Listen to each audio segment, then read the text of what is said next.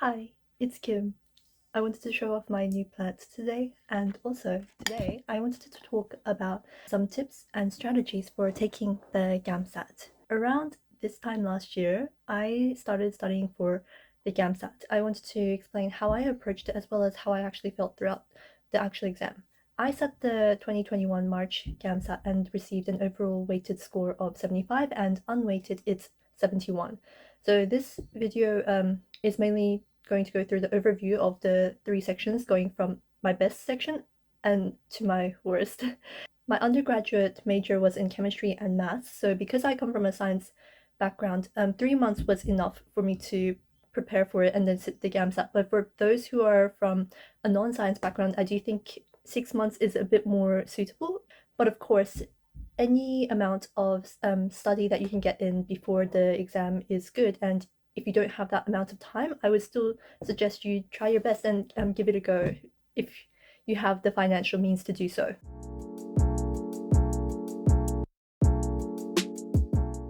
I didn't mean to split this video up into two parts initially, but the video was getting longer than I wanted. So part one, this one, is going to go through the techniques that is going to be helpful in each section. And for part two, which I'll upload afterwards, is going to go through the general test taking tips leading up to the exam and on the day, as well as the mindset that you need to kind of adopt, and some motivational words. I wanted to include some motivational words at the end as well.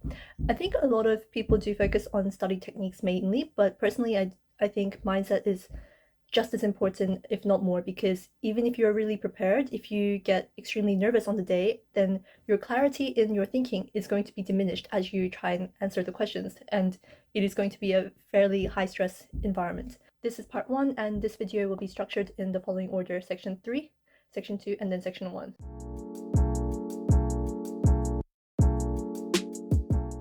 So at this point, I'm sure you're aware that section 3 is composed of supposedly 40% biology, 40% chemistry, and 20% physics questions.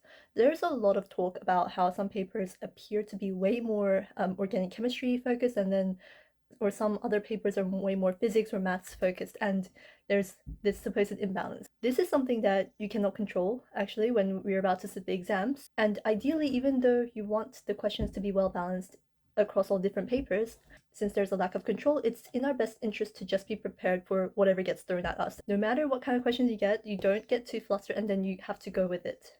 And just as a side note, in the paper that I got, I found the physics questions to be the easiest. And I think it is expected that the physics questions are the easiest because physics is supposed to be year 12 level while the rest are first year university level. Perhaps Acer is aware that a lot of the students are going to be coming from a biology background. Personally, I found the biology questions to be the hardest, but I didn't have that much background in bio because my majors were just chemistry and maths, but I did do physics in high school, so that definitely helped. As a consequence, one of the high yield study that you can do for the GAMSAT is becoming really good at mental maths and general arithmetic. Maths doesn't just come up in the physics questions, but there were maths questions asked in the context of chemistry or even biology. And so that means that it's a good idea to look up tricks or strategies to speed up your mental maths calculations. So one of my favorite tricks is how you can divide by 5. So to do this, you can first double a number and then divide by 10.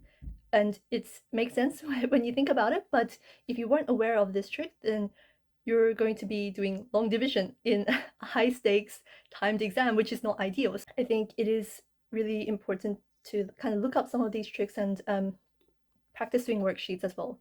Regarding the overall level of maths required, at the most, you will come across maths methods level.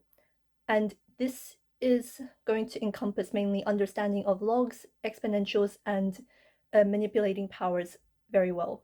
Understanding why certain graphs are shaped that way as a result of logs or exponential functions is useful, but I don't think it's necessary to have a really deep understanding of that. Apart from that, the rest of the maths is very basic, but you have to be able to do it accurately and quickly under pressure, which makes it much more difficult. The second point I wanted to bring up is kind of related, but you do need to be really good with approximation and gain an intuitive feeling for how large or small the numbers are getting. There's going to be a margin of error because you're going to have to make approximations, since there's no calculators available in your exam. Or if you needed to do the following operation, 9.4 multiplied by 2.5, you can round 9.4 to either a 9 or a 10, and then the 2.5 can go to a 3 or a 2. The actual choice doesn't matter, but you'll end up with an answer ranging between 18 and 30. However, the true answer is going to be somewhere in the middle.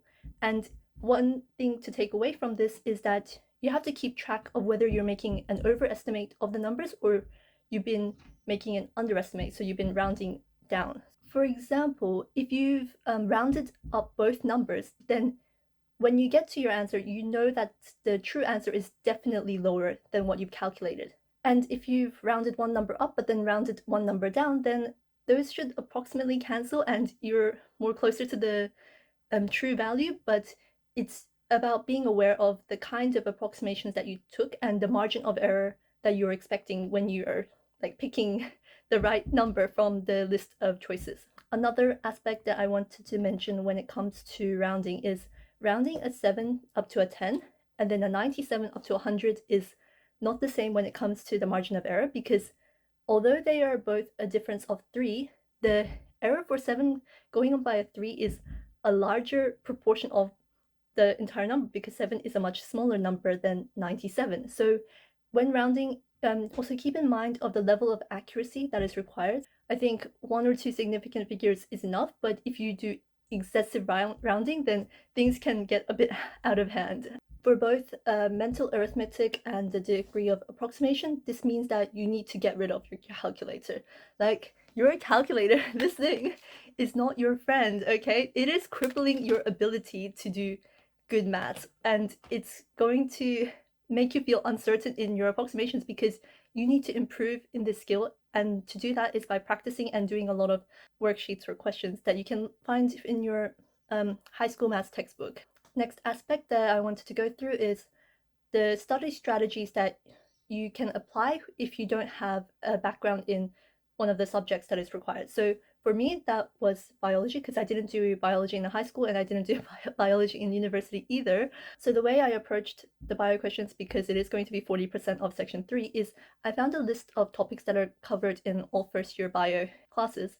And then I went to Khan Academy and watched through the relevant videos crash course style. Like, you don't need to memorize the details or get into the details of it, but what's important is that you need to gain like the very basic stuff. So understanding mitosis and DNA replication aspect, getting used to the kind of logic that goes into solving these kind of first year problems. For bio, it would be getting used to how one function is going to affect another function in the body, or getting used to looking at these kind of like flow charts or diagrams, or how certain parts of the system is represented in a diagram form in a simplified way, but still being able to interpret that in the kind of questions that's going to come up in bio. It is important to get familiar with the way of thinking so that eventually you are comfortable with interpreting the diagrams and the graphs that will come up in these questions.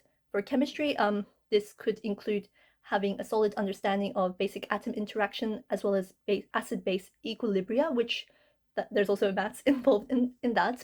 And also for physics, when you come across the formula, think about the significance that the variables are having on each other and being able to manipulate the equations. Memorization is mostly not necessary. You can get too caught up in the details, especially when you're sitting the actual exam where you have to solve the questions in 1 minute, 1.5 minutes, but you don't want to be sitting there like reading the like entire 2 or 3 paragraphs of information that they give you. Like, it's the idea is that you read through it and then you have to like pick out what information is actually going to really help you answer that particular question. I think what Acer tries to do is they have these like bio or chemistry questions, but in a really weird context. I remember looking at this question about a camel, but then and then they had a paragraph about how camel is breathing, but then when it actually came down to it, it's about looking at the graph and how the values are changing. So you don't want to get too caught up in the details. So the resources that I would recommend for most is the Acer practice exams. I did also get the Des O'Neill's PDFs, and because it's so famous, I did have a look at it. And between the two, I would say Acer is better. There is very little assumed knowledge in the actual paper, and both resources are actually outdated. But you have to keep in mind that no practice material will actually be able to predict what the actual GAMSAT test will be like, and the main goal of the preparation should be more about the kind of familiar or the problem-solving strategies that you're going to approach each question in. Those were the two main resources, but I did also use Khan Academy as the other one, which was mainly for background knowledge, and they have great videos on a lot of different all the topics that you may need to go through. To summarize section 3 tips, get a strong understanding of the fundamentals, practice your basic maths, and don't get too caught up on the details or the amount of information that's going to be in each question. No resources are going to be able to accurately predict the kind of questions that arise, but ACER is going to be still the most valuable resource out of the ones I've stated.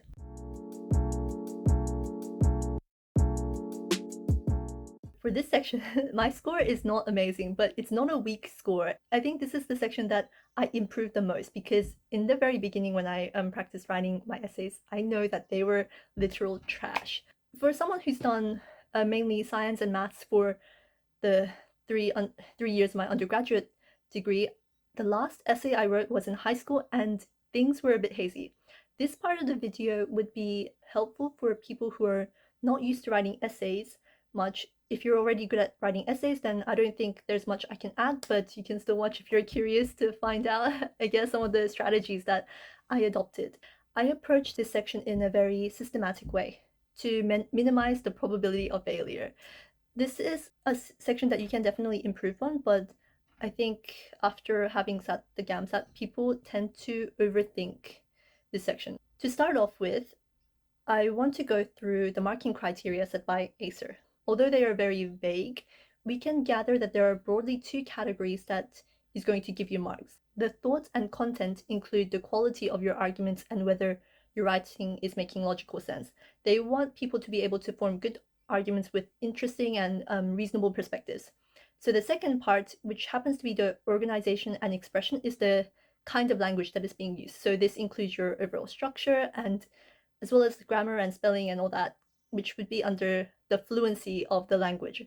These criteria have certain implications when you're writing your essays, so I wanted to expand on that a bit. Starting on the organization and expressions criteria, I set myself one structure that I was going to use. I ended up writing 2 argumentative pieces because in a limited amount of time, you don't want to be experimenting too much. So practice writing a certain kind of essay and in 30 minutes per essay, and just go with that when you are writing your actual essay on the exam. So an argumentative essay gives you an opportunity to strongly show your reasoning on why your thesis statement is right, along with being able to show your possible opposing arguments if you have the time to include them as well. But I have heard that you don't necessarily need to add a counter argument, especially if you're running low on time. So that is just something to consider, and you should practice writing the essays and see what kind of essays that you are good at writing. The structure that I used was from a certain YouTuber here, and I will include the link for that video in the description so you can check that out as well, and I'm sure he writes much better than me. I followed that structure to a T, okay? Creativity is good, but a $500 exam is not the place to get creative. It's pretty high stakes, and I do recommend that you pick a strategy and you go with it. There isn't that much time for a long piece of writing, so I would aim for 400 or 500 words per essay, and apart from the intro and conclusion, I had the 2 main body paragraphs. But if you are a quicker writer and you're more comfortable with longer pieces of writing, then you can definitely extend that. But quality over quantity is pretty important. And one pitfall when it comes to essay writing in this part is for fluency, it's not good to write in like a tone of voice or in a style that seems too philosophical or roundabout way. So this includes rhetorical questions or extremely complex grammar and words that kind of take away from conciseness, or which makes it more difficult to understand your thought process.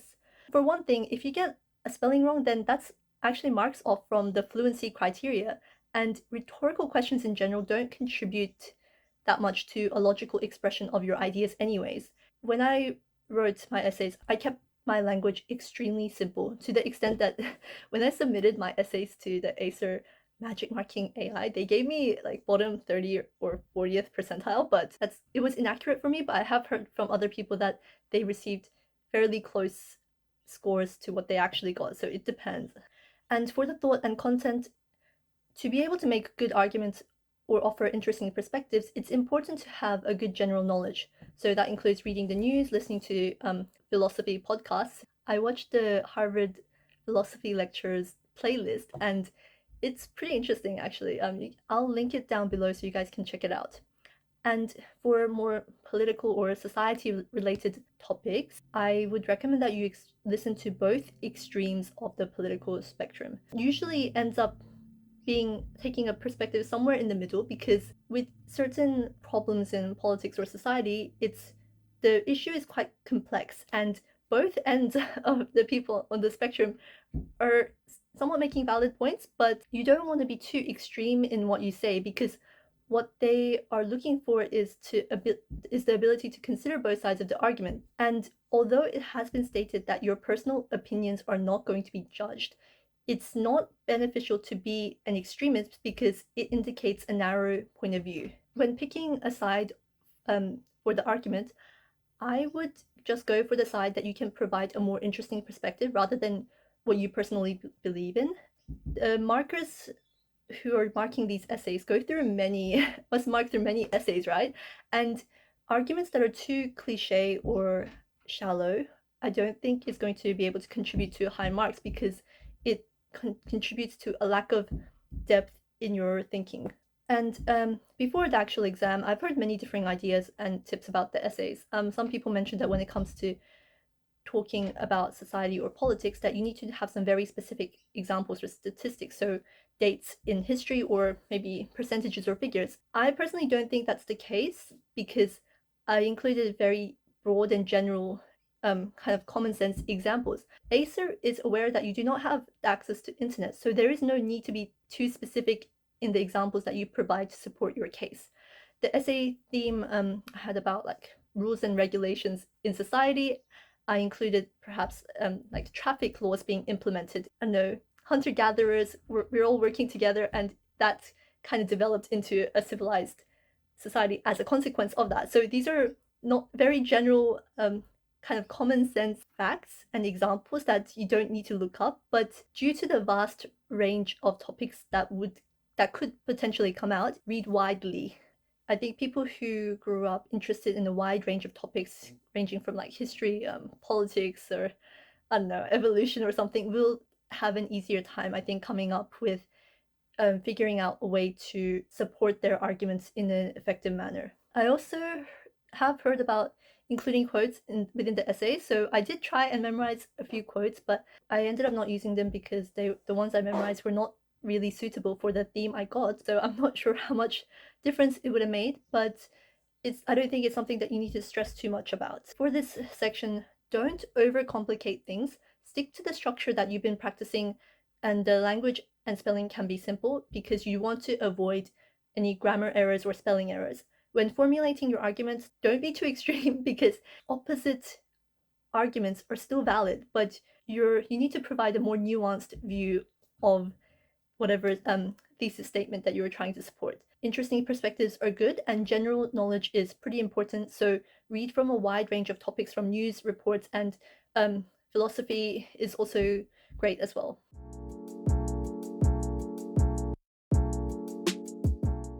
I found section 1 to be the most difficult to improve on. I think people who have been reading consistently for many years throughout their life will be able to do better in this section, but I would recommend that you try and improve on either section 2 or section 3 more, but it is also important to focus on section 3, but it's not going to be as high yield in my opinion. So this section has the lowest standard deviation on the kind of score that you can get. So as a result, many people struggle to score especially high, but here are some tips anyhow. In this case, with the resources, the Des O'Neill practice questions are still relevant.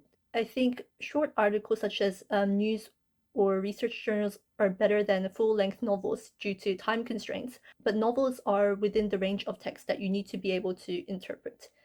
when solving practice problems and you get something wrong, the most important part is to reflect on why that answer is wrong and the kind of thinking that you use to arrive at the answer compared to the explanation included.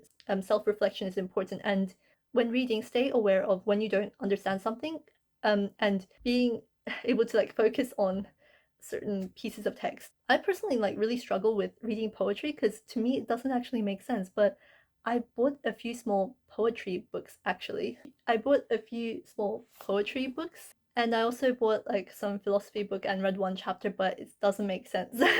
I don't think it's English. So yes, this is my weakest section and I wish I could be more helpful to you guys, but these are all the general tips I have for you. So in summary, I think section 1 is the most difficult to improve in, and if you have limited time, then you're better off trying to lift your score in section 2 or 3, but practice reading a range of short texts and improve your awareness of how much you understand something that you're reading.